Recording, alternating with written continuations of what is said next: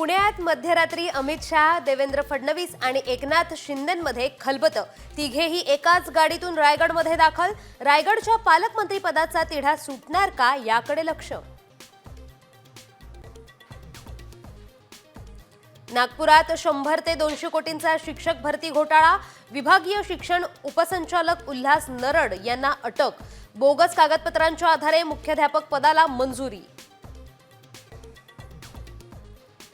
सोन्याच्या दराने सर्व रेकॉर्ड तोडले। 24 कॅरेट सोन्याचा भाव विक्रमी 96 हजारांवर। एकाच दिवसात 6000 रुपयांची वाढ। चांदी ही प्रति किलो 95 हजारांवर। एसटी कर्मचाऱ्यांचा पगार प्रत्येक महिन्याच्या 7 तारखेलाच। परिवहन मंत्री प्रताप सरनाईक यांची ग्वाही। एसटी महामंडळाच्या कर्मचाऱ्यांच्या पगारासाठी 120 कोटी मंजूर। निकषात अपात्र ठरलेल्या लाडक्या बहिणींचा लाभ बंद।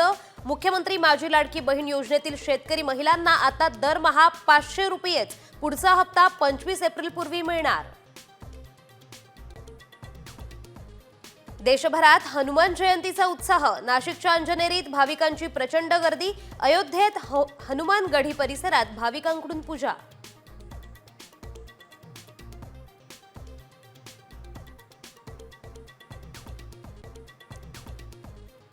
दख्खनचा राजा ज्योतिबा देवाच्या चैत्र यात्रेचा आज मुख्य दिवस।